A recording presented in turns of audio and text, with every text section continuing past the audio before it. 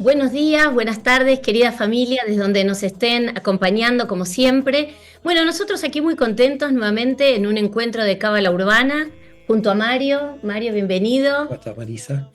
Muy bien. Siempre nos vamos a reír de este trato así más formal, pero bueno, es parte también de este programa. Bueno, hoy hemos elegido con Mario un tema que nos pareció muy lindo, muy interesante, que es el secreto del nombre de Dios. Ese nombre de Dios que nos dice el texto bíblico en Éxodo 27, que no puede tomarse en vano. Entonces, aquí, Mario, yo quiero empezar haciéndote una pregunta, porque muchas veces en el texto bíblico leemos en las traducciones en castellano que se habla de Jehová, se habla de Yahvé. ¿Es la traducción de Dios, del nombre de Dios? Contanos un poquito o iluminanos con respecto a este tema. Bueno, el tema es el siguiente, es un tema curioso que el término Dios, la palabra Dios no existe en Ujú. la Biblia, aparece el nombre de lo que nosotros llamamos nombre de Dios, pero la palabra Dios no existe, porque la palabra Dios viene de Zeus, viene del griego. Quiere decir que cada vez que decimos Dios, decimos si creo o no en Zeus, una cosa muy rara. En el texto bíblico, en la Torá, lo que se ha traducido mal como Yahvé o Jehová Ujú. es el nombre de cuatro letras, lo que se llama el tetragrama o el tetragramatón, que son las letras hebreas Yud, Hei, Vav, Hei. Bien. Es algo muy complejo en la Cábala, no lo voy a explicar ahora en este encuentro porque tiene muchas complejidades este nombre, se trabaja mucho este nombre y sobre todo se trabaja midiendo la potencia de las energías, es todo un tema que es bastante más complejo, más complicado. Pero a los fines de que la gente pueda comprender, Yud-Hei Vav-Hei es lo que nosotros llamaríamos las autocontracciones del universo. Es Ujú. decir, que cada una de las letras marca un tipo de movimiento con respecto al universo. Voy a tratar de explicar esto. Muy bien. El tetragrama tiene cuatro etapas de contracción del universo. Dos etapas masculinas y dos etapas femeninas. Quiere Ujú. decir que si analizamos el nombre de Dios, Yud, Hei, Vav, Hei, tenemos dos letras que son masculinas y dos letras femeninas. La letra masculina es Yod, que es con la que comienza la gran contracción. Hay una autocontracción muy oculta, que es un punto de donde está ya el universo, que sería el Big Bang, pero la Ujú. primera expansión es la Yod. Y hay que comprender algo muy importante. Cuando hablamos de masculino, en la Cábala no hablamos de género, ni cuando hablamos de femenino. Cuando hablamos de masculino, hablamos de expansión Ujú. y cuando hablamos de femenino, de contracción. Quiere decir que si nosotros hacemos un análisis del nombre de Dios de cuatro letras, vamos a comprender que la yod es un movimiento de expansión, es como estalló el universo y se expandió, Ujú. y luego hay una contracción, un límite que se pone al universo, donde el universo no se expande, sino que se contrae un poco, como un embarazo, como un parto, Sí. y luego, dentro del universo, hay una nueva expansión, una nueva expansión en el interior, que es lo que llamamos la formación del universo, y una nueva contracción en términos de la materia. Entonces tenemos un masculino que expande, un femenino que contrae, un masculino que expande y un femenino que contrae. Quiere decir que el nombre de Dios no es un nombre masculino ni es un nombre femenino. Es un nombre que podríamos decir que tiene un equilibrio entre la expansión y la contracción. Y Yud-Hei Vav-Hei es muy difícil de traducir Ujú. porque de acuerdo a las vocales en hebreo que le pongas a este nombre de Dios, va a sonar de un modo. Es decir, si tú le pones a todas estas letras del nombre de Dios una vocal diferente, va a sonar indudablemente diferente. Como nadie sabía en la Edad Media cuál era el nombre de Dios real, cómo se vocaliza este Ujú. tetragrama, Abraham Abulafia creó una meditación donde vocalizó todas las combinaciones de vocalización posibles al nombre de Dios para realizar meditaciones con Ajá. todas las vocalizaciones, entendiendo de que alguna vocalización probablemente se acercara a la Ahí. esencia de cómo se llamaría el nombre, cómo se nombraría.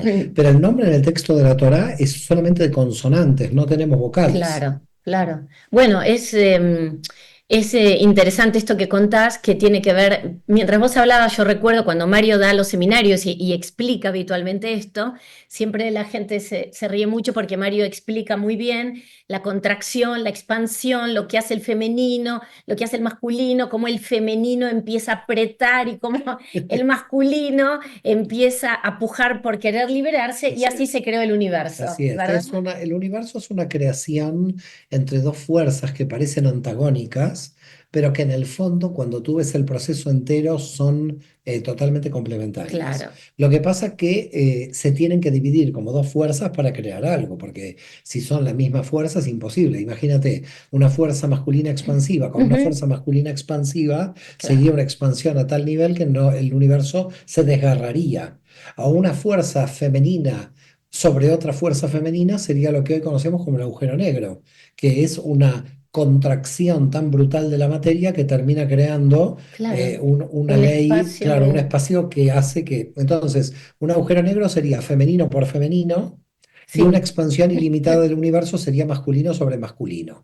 Lo que marca el nombre de Dios del tetragramatón es la estabilidad del universo en cuanto a las energías, cómo se van complementando lo masculino y lo femenino para crear un sistema donde se pueda vivir. Es decir, si hay femenino, femenino, no hay existencia. claro, Y si hay masculino, masculino, tampoco hay tampoco. existencia. Entonces, masculino, masculino es una expansión que rompe la existencia y femenino, femenino es una contracción tan brutal que también. Entonces, para existir, tenemos que tener dos fuerzas que aparentemente son antagónicas, pero que siempre están realizando una operación de conciliación, de complementación, que es lo que en Cábala llamamos oscilación constante Ujú, entre lo masculino y lo femenino. Entonces, el sagrado nombre de Dios, el tetragrama, el Yud Hei Vav Hei, nos está mostrando dos momentos de expansión y contracción y expansión y contracción, como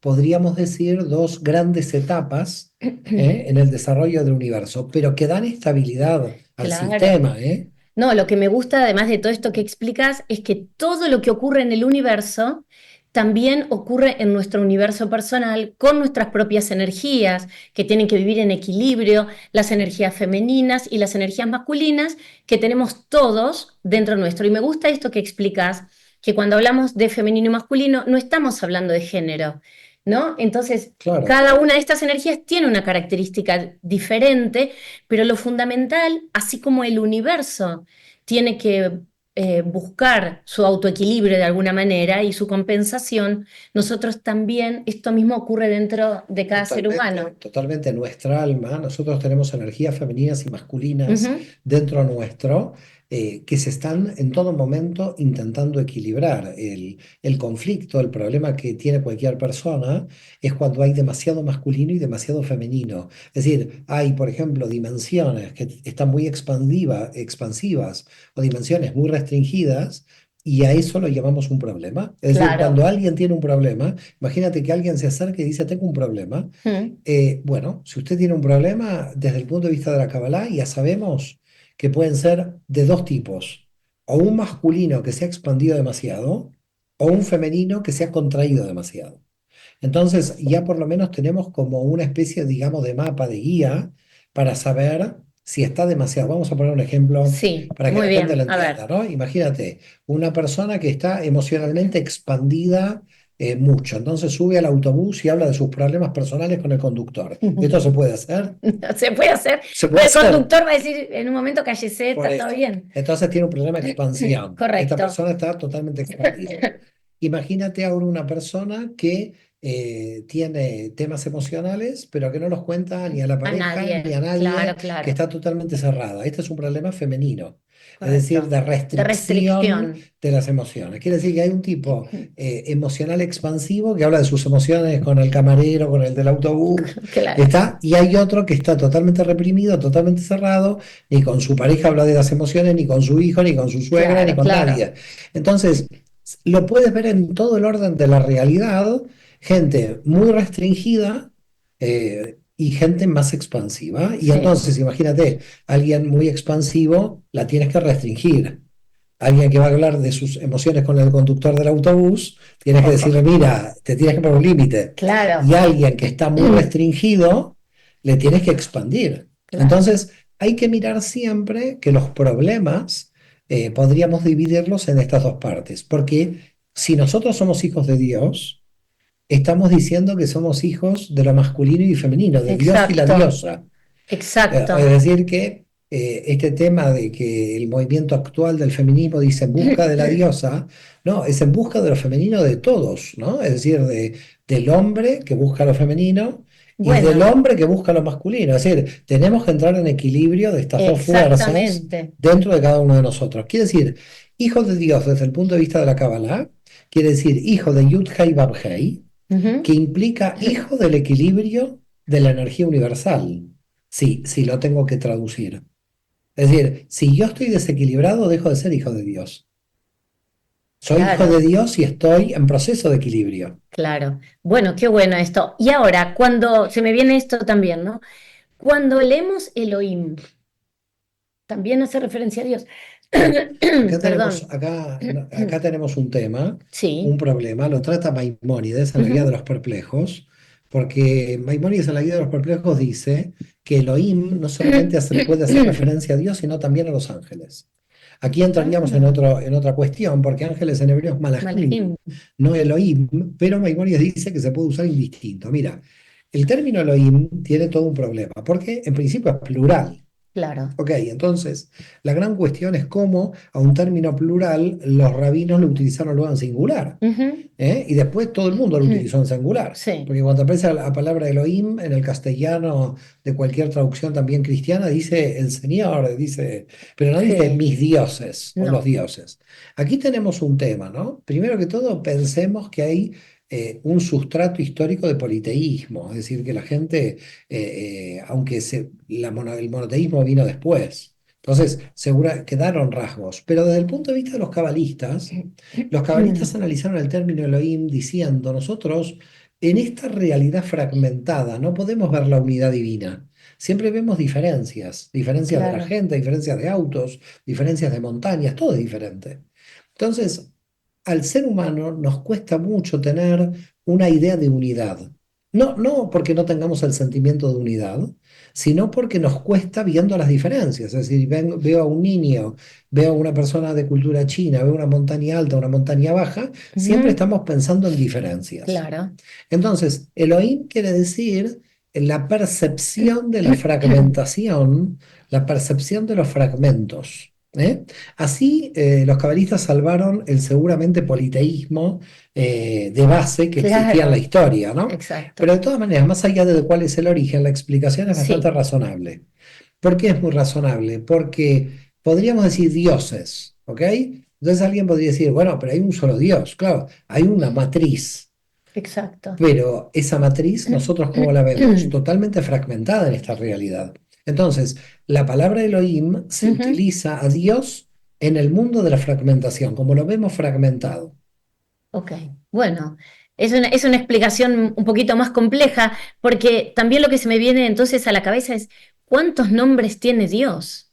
Bueno, en realidad yo te voy a contestar de una manera muy extraña. A ver qué va a decir Mario Sabán, a ver qué me va a Te voy a decir. contestar de una manera muy extraña que, claro, Dios Sí, no tiene ningún nombre correcto. o tiene Muchos. infinidad de nombres. eh, Todo lo que existe puede ser un nombre de Dios, porque Dios se manifiesta en todas las cosas. Entonces, Dios tiene infinitos nombres, pero en el fondo no tiene ninguno, porque en la matriz no se lo puede nombrar. Entonces, claro, ya. Bueno, a mí me encanta porque a Mario le encantan todas estas paradojas y Bueno, siempre nos claro, gusta le encanta ir metiendo, ¿no? Medio pero en es que callejones sin no, no es salida. callejón sin Pero salida, me encanta, Dios está en todo, Dios está fragmentado, pero Dios esto tiene 72 nombres y no no tiene tiene ninguno. mucho más. No, a ver, en el infinito que llamamos Dios, en el infinito divino, Sí, yo al infinito no lo puedo llamar Dios porque siendo infinito no lo puedo limitar. Y correcto. con la palabra Dios lo limito. Vamos a explicar esto porque si Muy no, bien, la esto es gente va a importante, esta decir, explicación. si no, la gente va a decir, ¿Qué es Sabana esto? enloqueció. Quiero mostrar la lógica de mi locura. Muy bien, a ver si la encontramos. Bueno, a veces no se encuentra, no la encuentro yo tampoco. Entonces, el tema es el siguiente. En la raíz ahí está la raíz del infinito. Al infinito se lo puede de alguna manera hacer finito y no, porque si no deja de ser infinito. Infinito. Entonces al infinito lo tenemos que llamar infinito. ¿Qué hacemos con el infinito? Lo llamamos Dios y está mal, porque lo estamos limitando. Entonces al infinito no lo llamamos Dios, sabiendo de que es Dios, pero no lo podemos llamar. Es el Dios innombrable, como se Bueno, llama. esto me viene justo, mira, me das pie, porque a mí se me viene mucho esto de el impronunciable nombre de Dios. Me recuerdo a la hemorroísa cuando toca el manto ritual de Jesús y toca uno de los flecos específicos del manto, porque, y esto lo aprendí escuchándote, donde lo que en realidad ella le toca para sanarse no es el manto en sí, sino es El una, tzitzit, la el borla. tzitzit, claro, una de las borlas que tiene, digamos, en el momento que se va a hacer el nudo, tiene el impronunciable nombre de Dios. Pero fíjate, impronunciable, ¿no? Correcto, por eso vos dijiste, Dios se lo puede decir o directamente no tiene nombre. Claro, Es aquí como el invisible. por eso digo, aquí hay un problema, ¿no? Porque hay una contradicción. Ya dijimos que Abraham Abulafia en la Edad Media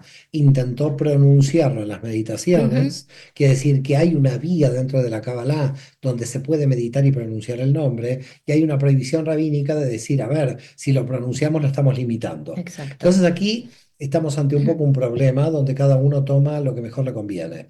Hay gente que quiere conectarse con la divinidad a través de este ejercicio, estos ejercicios meditativos de Abraham Abulafia, pero realmente si filosóficamente comprendemos, digamos, a Dios como infinito, no lo podemos pronunciar. Entonces, ¿qué nos queda? Nos queda por el otro lado la idea de que todo lo demás, todo lo que nosotros vemos, ahí está Dios escondido en todos lados, está encriptado. Claro, correcto. Entonces, claro, cuando me preguntas, ¿y cuántos nombres tiene? O ninguno en el infinito, o la infinidad de nombres dentro de los fragmentos, dentro de ese Elohim fragmentado, porque Elohim sería la representación de la divinidad en la fragmentación.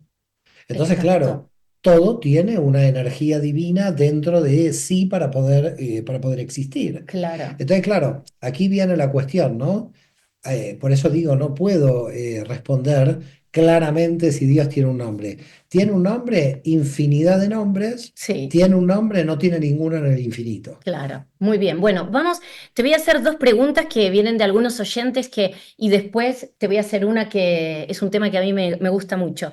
Patri nos pregunta si Elohim se pronuncia la H, entiendo Elohim, o no, o es indistinto. No, no se pronuncia la H, es Elohim, es como que la H casi no existe, Bien.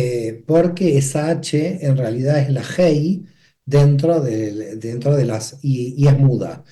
Tiene un pequeño rasgo, pero no Ujú, llega a ser como una como una J. J. No Muy llega a ser una bien. J, por eso en las malas traducciones, a veces de la Biblia, aparece Elohim, que Sí, correcto, aparece con con K. K. Sí, Aparece con K. sí. Esto no es correcto, porque es la Hei la que está en el nombre, por lo tanto no tiene una pronunciación porque es muda. Es una de las tres letras mudas del alfabeto hebreo. Muy bien. Y vamos con una pregunta de Raquel, una querida amiga, que dice, tengo una pregunta, ¿el nombre de Dios está escrito en nuestras células ADN? ¿Cuál es? ¿Uno o la infinidad de nombres? Totalmente, está escrito en el ADN y yo te voy a dar, claro, esta pregunta ya es o de una persona que estudia Cábala o de una persona que ya sabe más de Cábala porque estamos entrando en investigaciones que un día lo tenemos que invitar del doctor Marchetti, Sí, me encantaría que Francisco venga Marchetti, Francisco. a quien le enviamos un gran saludo. Él hizo muchas investigaciones de Cábala y biología molecular y queda claro que si tú te pones a pensar, ¿no? En el ADN, si pasamos a ADN, el Ujú, ADN a hebreo, sí, A es la Aleph, Dalet es la conciencia y la Nun las 50 inteligencias que hay de revelación. Quiere decir que hasta la propia palabra ADN se podría analizar desde el punto de vista de la Kabbalah y es muy curioso, ¿no? Porque es uno que se manifiesta a través de la conciencia de la Dalet, ¿ok? Y por eso la D. Y la A no es A, es la Aleph en el Aleph, realidad. No claro, estaríamos hablando de una vocal, estaríamos hablando de la consonante. Por consonante. lo tanto, el ADN viene de esa Aleph que pertenece al infinito, que se manifiesta a través de la conciencia, pero que en el campo de la fragmentación la vemos dividida en 50. Por eso la Nun, de la N final del ADN, la Nun es 50, que son las 50 puertas de cómo se ve la realidad.